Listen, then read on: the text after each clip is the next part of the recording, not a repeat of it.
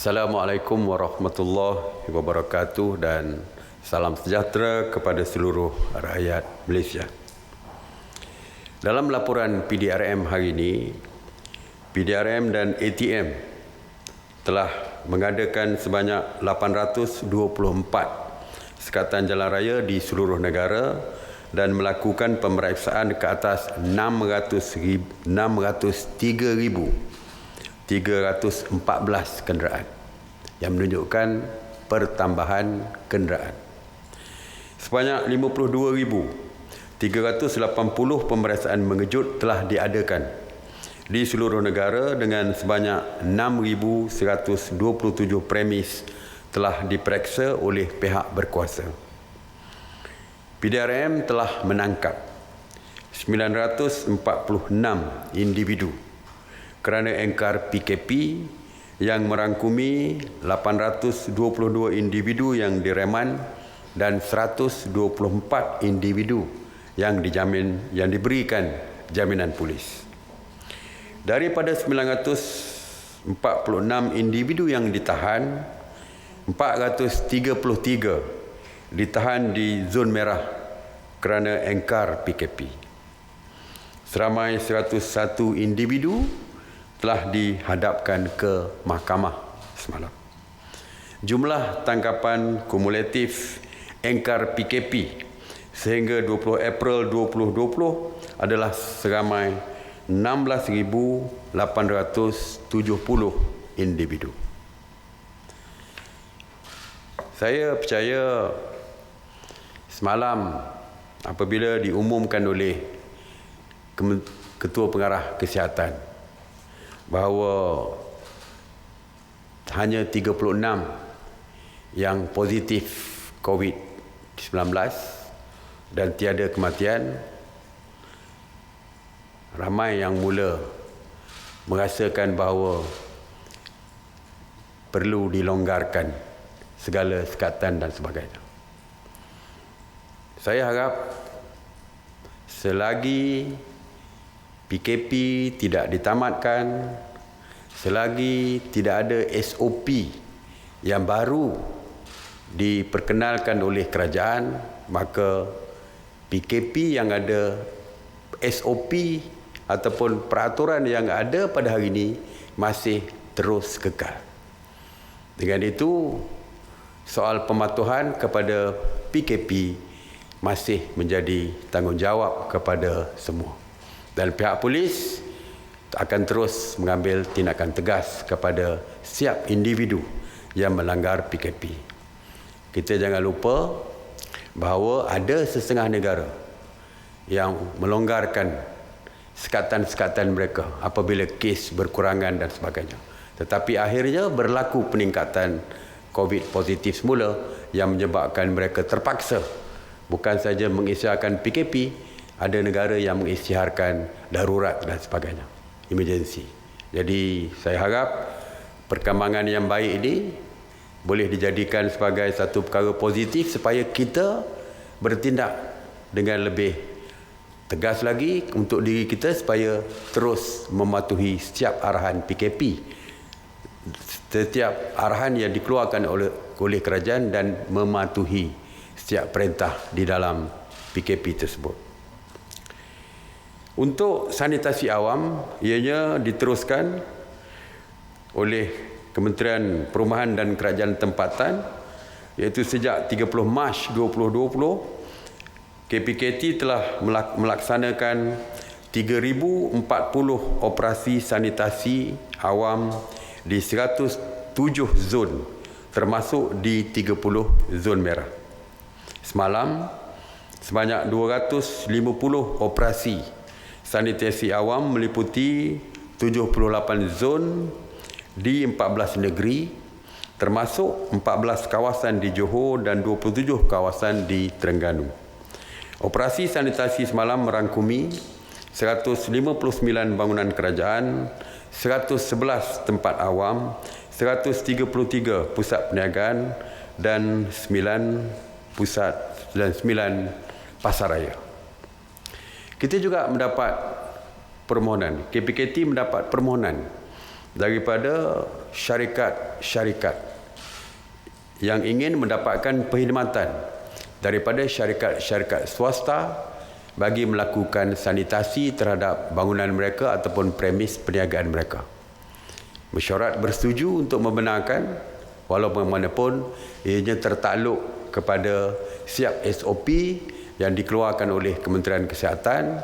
Mereka perlu bekerjasama dan mendapat nasihat daripada Kementerian Kesihatan, dan dalam masa yang sama pemantauan sewaktu sanitasi tersebut juga perlu dilakukan oleh Jabatan Bomba dan Penyelamat.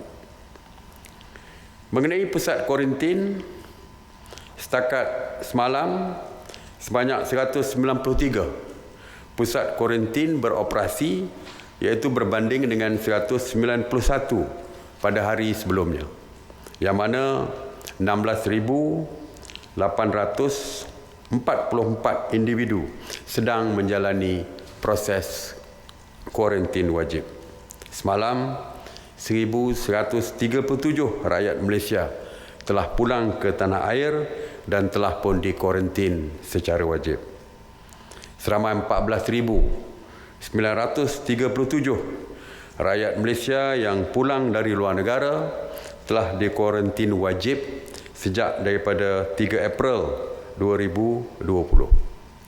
Sejak 18 April, 2,317 individu telah pun selesai menjalani kuarantin wajib dan dibenarkan pulang ke kampung halaman mereka.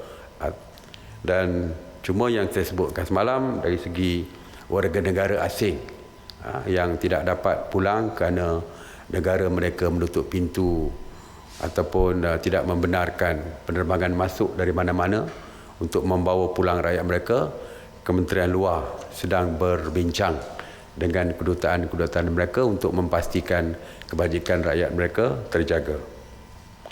Mengenai pengagihan topeng muka percuma oleh kerajaan, seperti yang diumumkan sebelum ini, kerajaan bersetuju untuk mengagihkan siap isi rumah 4 keping topeng muka secara percuma.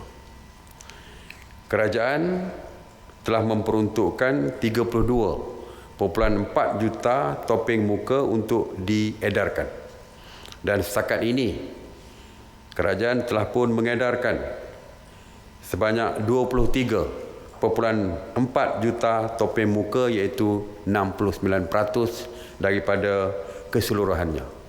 Ia diedarkan oleh APM ke negeri-negeri dan diturunkan ke pusat bencana, pengurusan bencana daerah, dan diagihkan melalui Barisan Hadapan di daerah-daerah. Untuk Sabah dan Sarawak, pengedaran akan bermula pada hari ini. Mesyuarat telah membuat keputusan untuk menghadkan operasi Jabatan Imigresen dan agensi berkaitan di pintu masuk bangunan Sultan Iskandar, Johor, iaitu di Tambak Johor, dan Kompleks Sultan Abu Bakar di laluan kedua ataupun second link. Masa operasi Kastam, Imigresen dan lain-lain agensi di bangunan Sultan Iskandar dipendekkan daripada 24 jam sebelum ini kepada 7 pagi sehingga 7 petang bagi pergerakan masuk rakyat Malaysia daripada Singapura. Ianya juga termasuk kenderaan komersial. Bagi Kompleks Sultan Abu Bakar, iaitu di link kedua ataupun laluan kedua, operasi berjalan seperti biasa, iaitu 24 jam. Maka jika ada kecemasan, ada keperluan rakyat kita untuk pulang ke Malaysia selepas waktu pusat di link pertama ataupun di Tambak Johor ditutup, mereka boleh menggunakan link kedua untuk pulang jika ada kecemasan seperti kematian dan sebagainya. Walaupun ditutup, pukul 7 dah ditutup di Tambak Johor, tetapi mereka masih boleh balik dengan menggunakan link kedua. Dan di situ, di link kedua, kenderaan komersial boleh bergerak seperti biasa.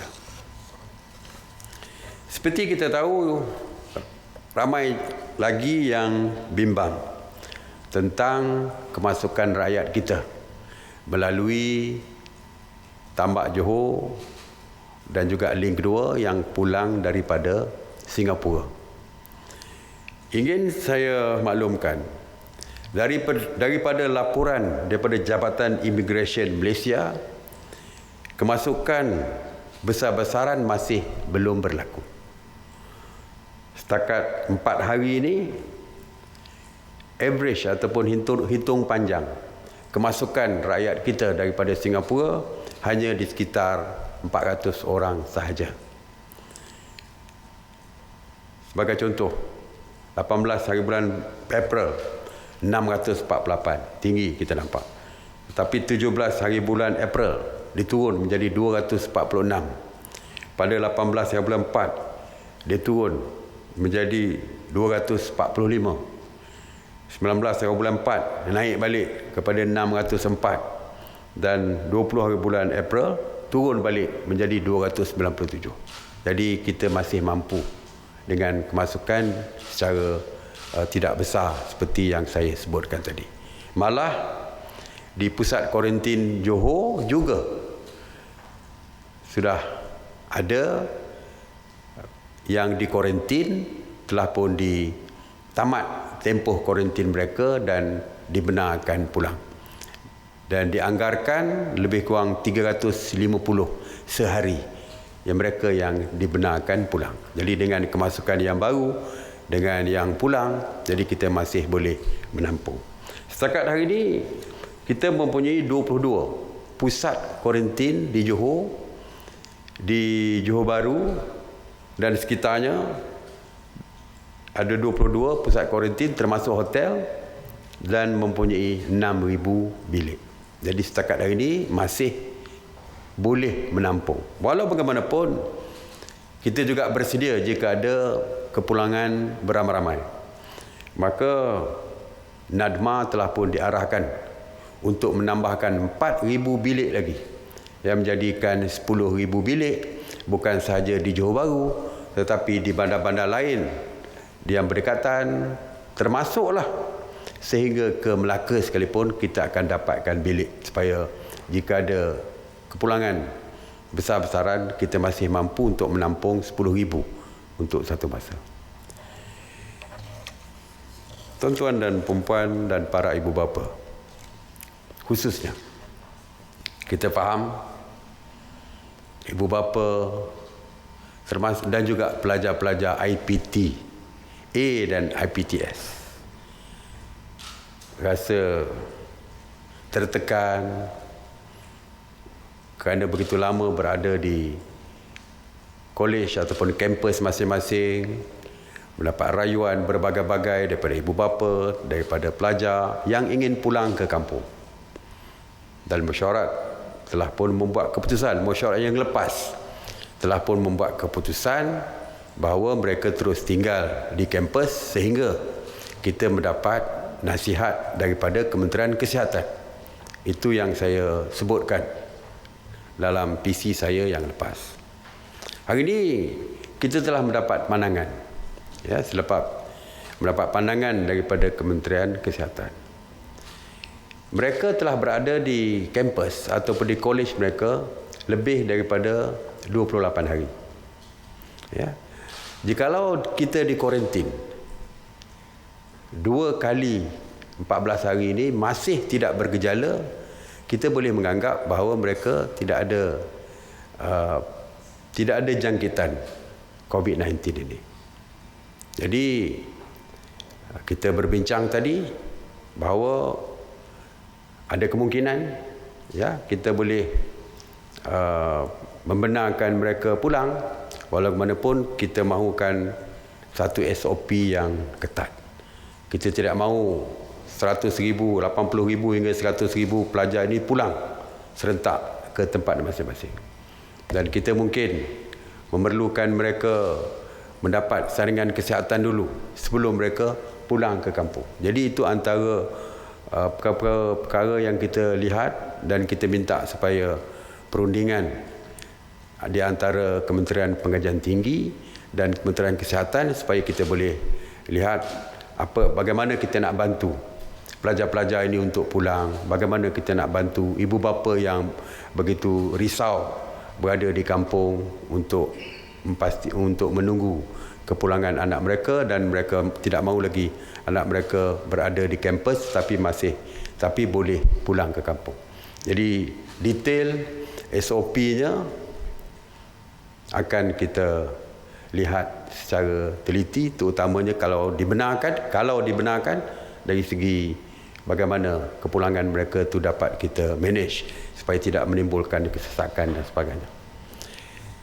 Dalam masa yang sama juga kita melihat ramai juga yang sudah pun pulang ke kampung, terlalu lama di kampung. Mereka ingin pulang ke tempat kerja masing-masing. InsyaAllah kita juga akan lihat perkara tersebut. Kita akan dapatkan nasihat daripada Kementerian Kesihatan. InsyaAllah kita akan lihat perkara ini kerana kita juga tahu bahawa 1 bulan lebih sudah berada di kampung mungkin meresahkan mereka. Jadi itu pun kita akan lihat bagaimana cara dan sebagainya, kaedah-kaedah dan sebagainya. Jadi itu saja untuk hari ini. Terima kasih sekali lagi. Saya harap semua kita patuhi segala arahan yang dikeluarkan oleh kerajaan bagi kita memastikan rantaian COVID-19 ini dapat kita putuskan dan dapat kita segera tamatkan PKP ini. Terus tinggal di rumah bagi pastikan diri, keluarga dan masyarakat terselamat daripada COVID-19. Stay home, stay safe. Terima kasih. Saya buka kepada soalan. Assalamualaikum Tuan Sri. Erwan daripada Bernama. Ada 2 soalan di sini. Satu, Pasar Borong Selayang tutup 4 hari untuk sanitasi. Dan rentetan itu, sudah ada kerisauan akan berlaku kekurangan bahan mentah di sekitar Lembah Kelang. So, apa tindakan kerajaan atasinya? Yang kedua, jika ia dibuka, apa prosedur untuk membenarkan peniaga atau pemborong ini masuk berniaga? Sebab kita tahu kawasan sekitar Pasar Borong itu adalah dikenakan PKPD.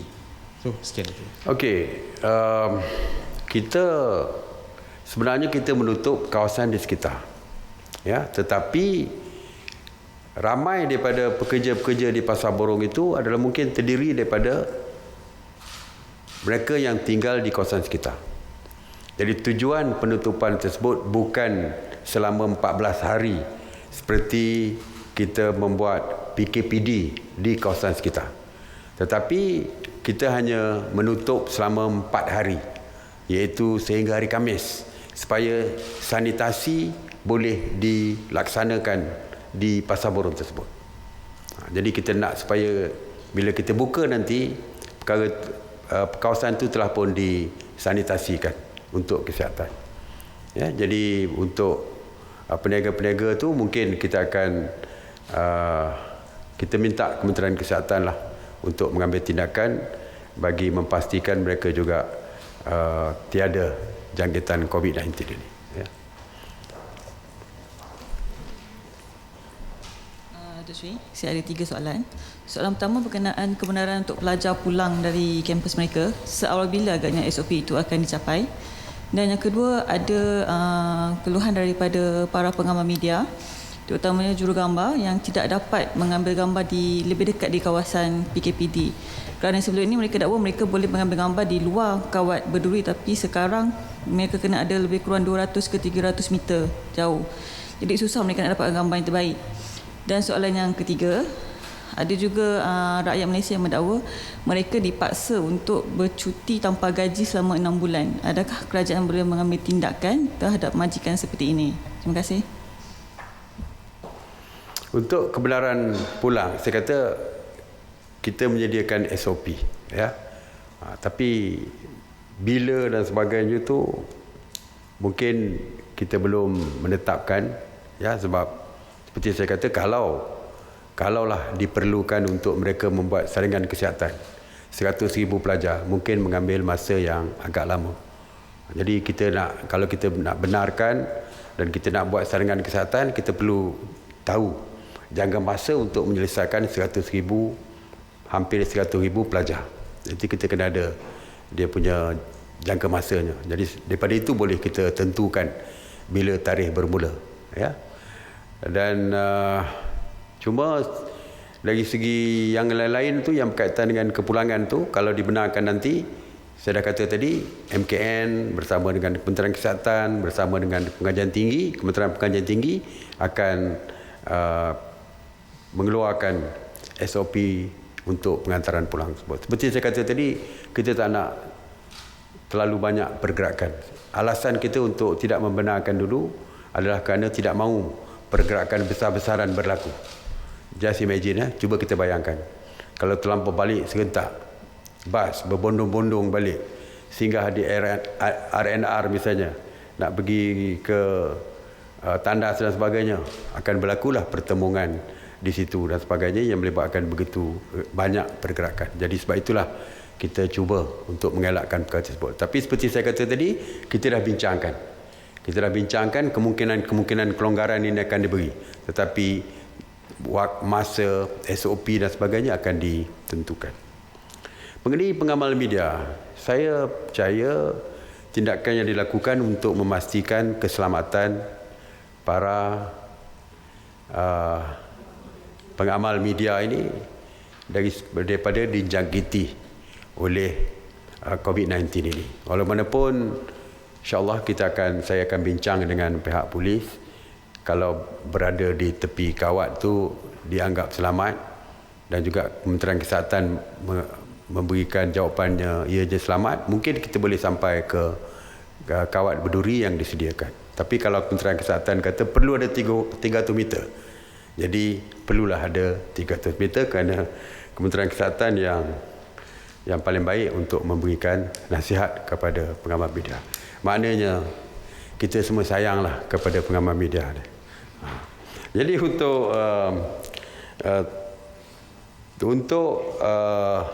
yang cuti tanpa gaji, saya akan bincang dengan Kementerian Sumber Manusia untuk kita lihat dari segi mungkin akta-akta yang berkaitan ada, sama ada membenarkan atau tidak membenarkan, insya-Allah. Assalamualaikum, saya Faris dari RTM. Saya ada 2 soalan. Okey, yang pertama mengenai keluhan golongan OKU seperti yang cacat penglihatan yang tak tahu bagaimana nak cek status bantuan prihatin nasional sama ada lulus ataupun tak. Itu yang pertama. Dan yang kedua, berkaitan dengan Bazar Ramadan, ada sesetengah penganjur Bazar Ramadan yang telah pun mengambil duit deposit daripada peniaga-peniaga, tetapi apabila diumumkan untuk tempoh PKP ini tiada Bazar Ramadan, ada penganjur seperti yang terjadi di Melaka, mereka enggan untuk memulangkan semula duit peniaga yang telah pun diberikan ataupun hanya mungkin sebahagian saja yang dipulangkan dalam 30%. Jadi nak tahu bagaimana kerajaan melihat perkara itu untuk tidak membiarkan peniaga terkesan.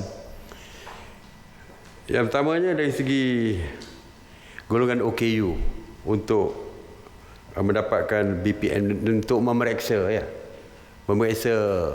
nama mereka di dalam senarai dan sebagainya. Saya dah sebutkan bahawa ada 2 cara.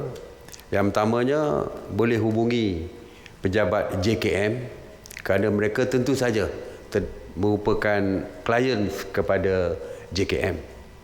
Yang keduanya, mereka mempunyai pemimpin-pemimpin di dalam komuniti itu, ada pemimpinnya. Kita ada struktur yang jelas di dalam negara kita ni. Kita ada ketua kampung, kita ada ketua parti dan sebagainya. Jadi saya minta mereka menghubungi kepimpinan di dalam komuniti mereka ataupun JKM untuk pastikan kita semua, pemimpin ataupun JKM, boleh membantu mereka. Yang keduanya, dari segi Bazar Ramadan, saya harap janganlah ada sesiapa pun yang mengambil kesempatan daripada kesusahan orang lain. Mereka bayar deposit dan sebagainya dengan harapan bazar Ramadan akan dibuka. Dan kajian telah pun membuat keputusan tidak membenarkan pasar Ramadan dibuka. Jadi saya berharaplah pulangkan keseluruhan deposit atau bayaran yang telah pun dibuat. Kita ambil contoh yang berlaku di DBKL. DBKL memulangkan keseluruhan bayaran yang dibuat oleh tuan-tuan punya gerai yang mendaftarkan diri kepada DBKL. Ataupun sekurang-kurangnya kalau tak nak pulang balik pun wang tersebut boleh digunakan sebagai deposit untuk tahun akan datang misalnya. Tapi sebaik-baiknya pulangkan kepada mereka yang telah pun membayar. Jadi saya meminta dan menyeru kepada semua penganjur sama ada PBT ataupun siapa sekalipun supaya memulangkan wang mereka tersebut. Wang yang dibayar oleh peniaga-peniaga di pasar Ramadan. Alright. Sekali lagi terima kasih. Assalamualaikum warahmatullahi wabarakatuh.